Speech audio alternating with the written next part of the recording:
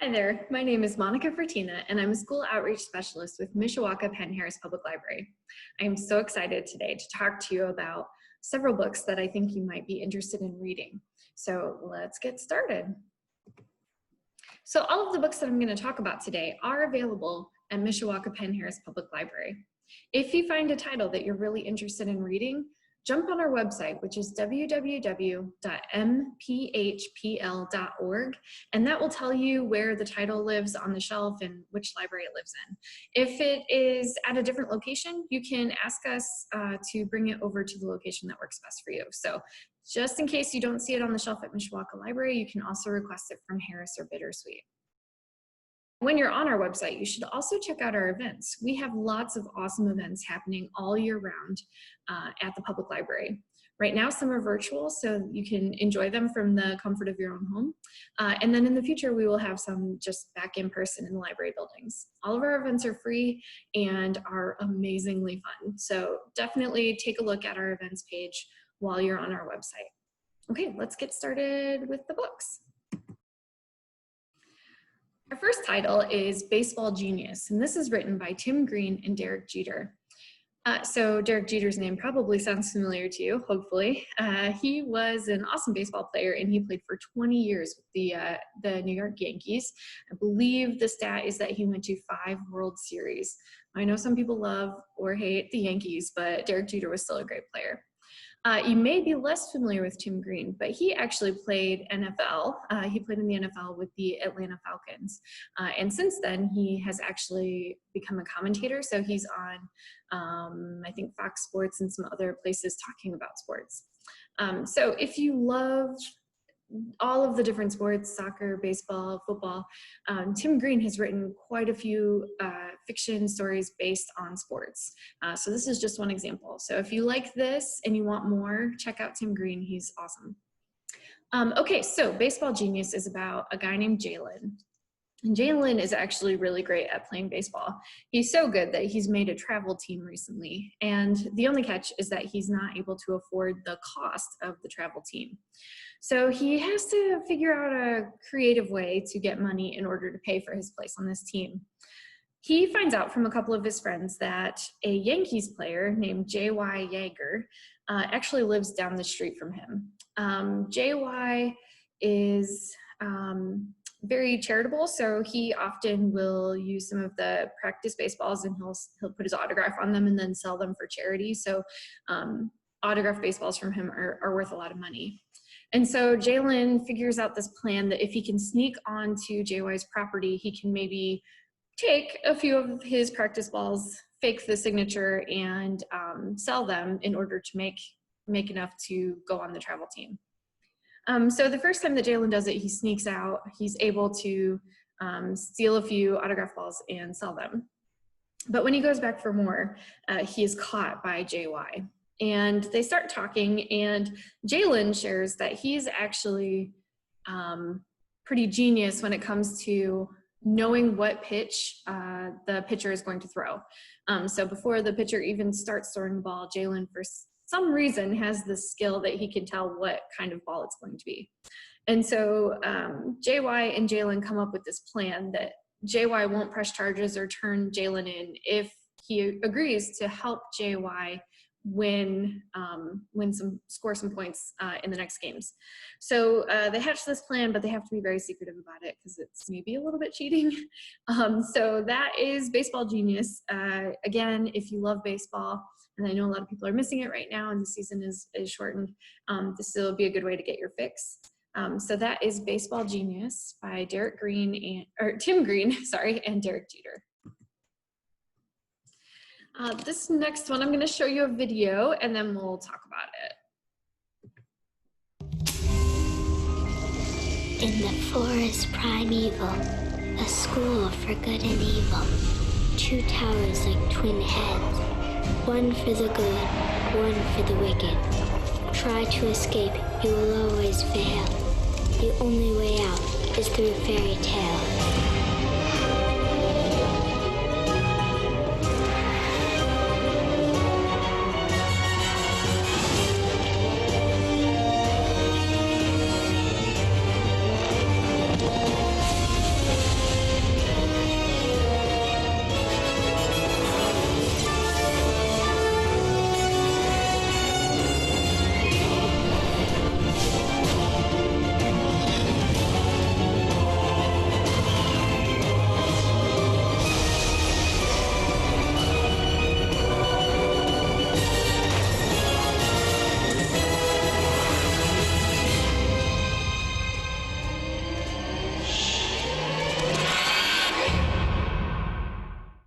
Okay, so I know that that trailer said 2013, but this is actually a whole series, and the final book, The One True King, just came out in the summer, this summer. So I wanted to share this series with you. So don't think it's an old book, it just started a little while back. So this is The School for Good and Evil by Somin Chanani, and this is the start to an awesome series. If you enjoy fairy tales, this would be an excellent selection. So we have two best friends, Sophie and Agatha, and they live in this small village, and their entire lives they've been told fairy tales.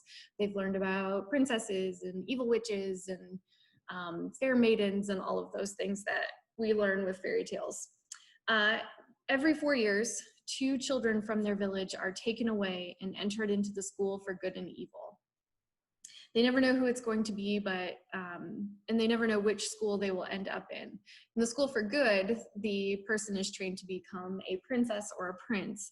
They have classes like animal communication, because most princesses seem to talk to animals. Has anyone ever noticed that? And then in the school for evil, they learn things like how to curse people, how to train your henchmen. So the two children that are chosen, they never know which way they're going to go. So we meet two best friends, Sophie and Agatha, and they've been growing up learning all of these fairy tales. And Sophie desperately wants to be chosen to go to the School for Good and Evil. And she would love to become a magical princess. And so she dresses in glass slippers and fluffy dresses and has always tried to be as good as possible, even though she kind of does it in a snarky way. But she's convinced that if she is taken, she will go to the School for Good. And then her best friend, Agatha, is kind of the opposite of her. She tends to wear a lot of black. She tends to be on her own and stay just to herself and not try to make a lot of friends. She's very quiet.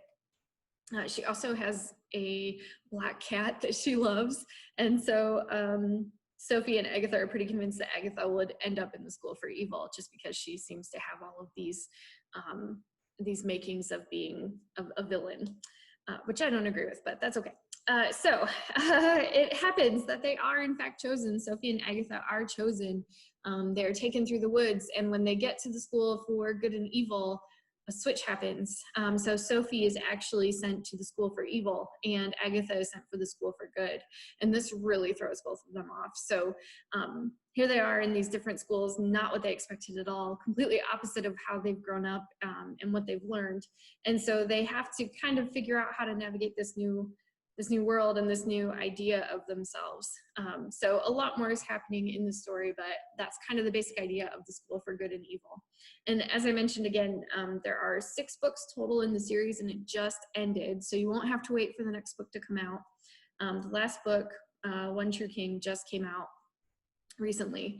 I also did some research on this, and it looks like Netflix is going to be turning this into either a movie or a TV series. It's still pretty early in development, but eventually this is going to go to Netflix, which I love adaptations and seeing if they completely ruin it or if it's pretty great. So definitely check out The School for Good and Evil now so that you're ready when Netflix comes out with their version.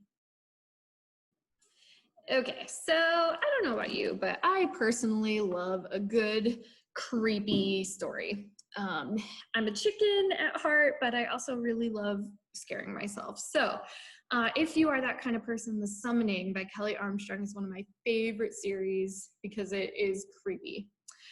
So you have a girl named Chloe Saunders, and when she was a little girl, she used to have imaginary friends. One imaginary friend especially lived in her basement and was a little bit spooky. Chloe saw this imaginary friend, and obviously no one else did because it's an imaginary friend. But Chloe was kind of scared of this imaginary friend, and so she eventually learned to ignore the extra people that she saw around that no one else could see. So fast forward to Chloe being a teenager. She's in high school. And one day she's walking in the hallway and she sees an adult who she thinks works at the school approaching her. But as she gets closer, she notices that that person's face is melted. Yeah, so like anyone would be, she's pretty freaked out by this, and she begins screaming, and she has a very hard time recovering from this scare. No one else could see the person that she was seeing, and she's convinced that something is wrong with her. And so eventually she is sent to a place called the Lyle House. And at Lyle House, she meets other teenagers who also have had kind of complicated life situations that have caused them to be at this house. So some of the other people who live there include her roommate, Tori, who for some reason, anytime Tori is around, if she gets angry, there are flames, fire starts in the same room as her. And then there's Liz, who, when she gets upset, she can, objects start moving around her that she doesn't really know how that happens. And then there are two brothers, Derek and Simon, who are convinced that they have supernatural abilities. They're also convinced that all of the kids, all of the teens who are living in Lyle House have some kind of real, true supernatural ability. Chloe isn't completely convinced of this at first, but as she starts living at Lyle House and hearing more things, she goes into the basement there and sees some things that she doesn't want to see. She starts to realize that maybe she does have supernatural abilities and that it's not just her imagination. As she learns more, she discovers that she is in fact a necromancer. If you're not familiar with that term, that means that Chloe can see the dead, but she can also control the dead. And so she meets some of the ghosts who are living in Lyle House, and they're other teenagers. These are teenagers who had lived there, and for some reason, they were no longer living. And so Chloe realizes that maybe Lyle House is not an innocent place for teens to gather and be safe, but something much more sinister. So I will warn you, there are definitely some creepy, gory details in this. If you don't like creepy, gory things, I would stay away from The Summoning. But if that is your favorite, you are going to really enjoy this book. So this is the first book in a series. I think there are 3 or 4 books total, all about Chloe and the other teens that live in Lyle House. Again, I love this one. So if you like horror, this one is totally for you. So that is The Summoning. Okay, here's another video. I love this one. This cracks me up so much. Okay, here we go.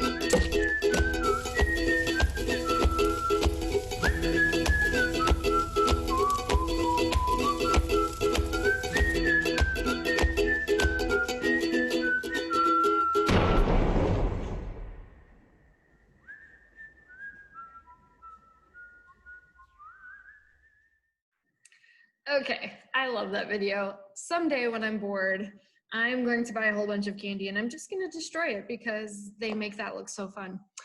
Okay, so let's talk about the book, The Heartbreak Messenger by Alexander Vance. This is a really funny book. Okay, so maybe you've been in a relationship before that maybe didn't work out and you had to break up with the person. That is not a fun thing to do. It's actually very tricky. So we meet Quentin, and one day he's hanging out in the kitchen with his older brother and his older brother's friend. And the older brother's friend starts talking about how he would really like to break up with his girlfriend, but he just doesn't know how to do it nicely. He doesn't know how to do it. He doesn't want to do it. And Quentin, joking around, was like, hey, you pay me $20 and I will break up with her for you. Oddly, the best friend takes up this offer and he hires Quentin to go break up with his girlfriend. Quentin does it. He learns a few lessons from the girlfriend. And so he realizes that maybe this is a business that he can make some money on. So Quentin opens up this Heartbreak Messenger business where he will break up with people for a cost. If you order the deluxe version of his services, that will include chocolates and flowers to help make it a little easier on the person who's being broken up with. So this one's pretty funny. Quentin has some, he has to dodge some punches.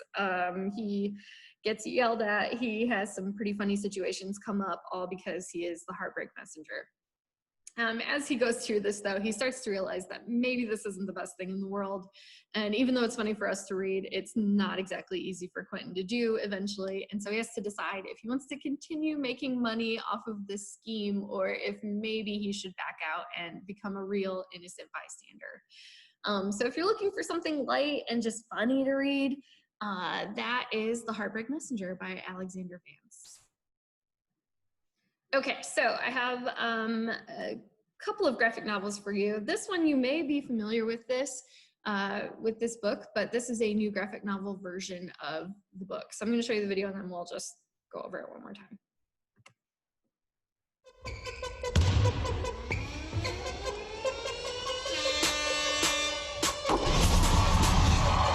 Josh Bell is my name, but Filthy McNasty is my claim to fame. Folks call me that cause my game's a claim.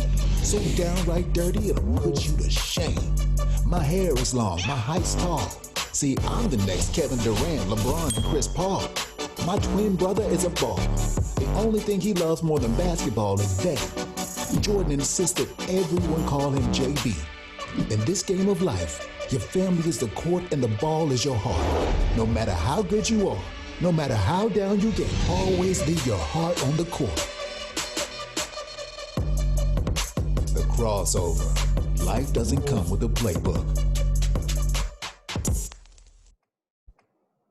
All right, so you may have read the crossover of the book, but this is the graphic novel version. It just recently came out. So if you're not familiar with the story, you have two twin brothers, Josh and Jordan. Jordan, as you heard, insists on being called JB. They are, they're about 13 years old, and they both love basketball. Their father was actually a professional player. He's retired now, and their mom's an assistant principal. So family is very, very strong, and they're very close. So Josh and Jordan have been pretty much inseparable their entire lives because they have the same interests. They have some opposites within them, within those interests, but for the most part, they love basketball, and they're super close. Until one day, a girl shows up. They dub her Miss Sweet Tea, and unfortunately, it kind of starts to drive a divide between the boys. So the crossover is all written in free verse, so that means it's not exactly in story form, but more of a loose writing. So it reads really, really fast. If you like stories where the pace is very fast and it's not super heavy with a lot of descriptions and things like that, this would be a great one for you. This is written by Kwame Alexander. He was actually in town last year, so if you got a chance to see him, that's cool. If not, you should definitely check out his work. He writes, he has a couple other books with the brothers or with this family, and he's also just written a lot of other things. He's pretty fantastic. So that is the crossover. This is the graphic novel version. We do have the regular version, the original version of the story as well, as the graphic novel. So you have your choice. Okay, so I did want to include another comic book because this one cracks me up so much. So if you are still in the mood for comics and for the Marvel universe with a little bit of a twist, this would be a great one for you. This is The Unbeatable Squirrel Girl. The first volume is called Squirrel Power. So if you are a Marvel fan and you've lived in the Marvel universe for so long and you've watched all of the movies, but you really need some more, I recommend The Unbeatable Squirrel Girl. So she is a Marvel character. She lives in the same universe as all of our Avengers and all of those heroes, including Deadpool. If you're a fan of Deadpool, he does make an appearance in a couple of these. Okay, so Squirrel Girl is actually a girl named Doreen Green, and when Squirrel Power starts up, she is entering her freshman year of college. So I don't know if you know this, but squirrels are pretty strong. I mean, you watch them climb trees, right? And they can like run up really fast. So Doreen has the abilities of a squirrel just in human form. She also, she, I believe, has a tail. So she kind of looks like a squirrel too in some ways. So she has super strength, and she also can command an army of squirrels. She can also talk to squirrels. So maybe think Ant-Man only for squirrels. So Doreen Green in the first one, Squirrel Power, she has to fight off Galactus. And you may be familiar with Galactus from your Marvel Adventures. Galactus is the devourer of worlds. And so she's got a pretty tough challenge. But as I mentioned, and you can see in the cover, a lot of the Avengers make an appearance. So if you're missing them and you want an Avengers fix, but you also want to laugh a ton, the Unbeatable Squirrel Girl is hilarious. Also, if you're in love with Loki, Loki makes an appearance too. So everybody's there. So there are 6 maybe volumes of Squirrel Girl, and we have those all at the library. Okay, so the last one that I have for you today is a nonfiction book. So everything in it is researched and hopefully true.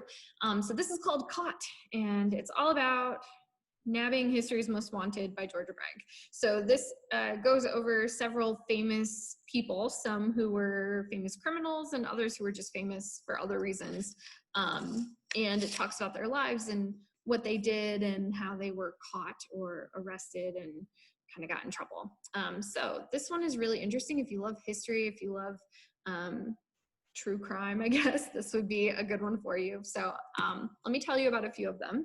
Some of these might be familiar to you. So Joan of Arc, you maybe have heard about her. So we talk about Joan of Arc in this. And did you know that she was a teenager when she started fighting for France against England? She was actually 17 and she was leading the French army. Can you imagine being 17 and leading an entire army of people? She believed that she heard angels speaking to her and telling her that she had to defend France, and so that's what she did. Unfortunately, because they were at war, she ended up being accused of witchcraft, and so it did not end well for her, but she was a pretty powerful leader while she was alive. So this book, Caught, talks a lot about Joan of Arc and what happened to her. She's a very fascinating person. Next on the right, you'll see this guy. This is a tintype of Billy the Kid. You maybe have heard his name. He was a pretty famous outlaw back in the Wild West days. So he was called Billy the Kid because he kind of had a baby face, and then he was I don't know, he just could get away with a lot of things because he looked very sweet and charming. His first crime is that he stole butter, which I think is kind of funny. I guess if I don't know, it just cracks me up that his first crime officially was stealing butter. Unfortunately, he went on to bigger crimes, including stealing cattle and killing people. So he ended up being a pretty bad guy. Another part of him is that he was an escape artist. So he was often caught, but he was able to escape. One time he climbed up through a chimney and was able to climb out of the jail by climbing through the chimney. He also, because of his small stature, he was able to get through vents in buildings. So he managed to escape quite a bit before they were finally able to catch him for good. Again, didn't end well for him, but he was a pretty bad guy. Okay, and then the final one that I have here is a really fascinating story. This is the story of Anna Anderson. So you may be familiar with this, but in the 1900s, early 1900s, there was a revolution in Russia, and the royal family, the Tsar and his family, they were removed from power, and the whole family was executed. Not the happiest subject. The girl that you see, the young girl in these two pictures that are side by side, is Princess Anastasia. There's a musical about her, but people thought that maybe she survived and that she didn't really die with her family. And so several years later, people started coming out of the woodwork claiming that they were Anastasia who had survived and had been in hiding for a long time. The family, the Romanov family, their riches and their wealth was all still intact. So they were able, there was quite a bit of money to inherit for the real Anastasia if she was still alive. So the woman that you see there, her name became Anna Anderson, and she claimed that she was Anastasia as an adult. She didn't speak Russian. She claimed that she had amnesia and that she didn't recognize a lot of people because of the trauma of the event, that she didn't remember a lot of people that she should know. And so for several years, she had many, many people, including reporters around the world, to convince that she was the real Princess Anastasia. Turns out she wasn't. She was actually from a farm family in Poland, I believe, and they eventually discovered that she was not well and really just not a good person either. So eventually her story came out as the truth, and a lot of people were mad because they were tricked by her. So that these and many more stories are in this book, Caught. Really fascinating stuff. There are people from all over time, from way back in the 1600s all the way through Al Capone and a Pearl Harbor spy. So lots of interesting history in this book. And again, it's nonfiction. It also is pretty easy to read, pretty fast to read. It's not super dense. There's a lot of pictures and a lot of information in there, but not a heavy read. Okay, so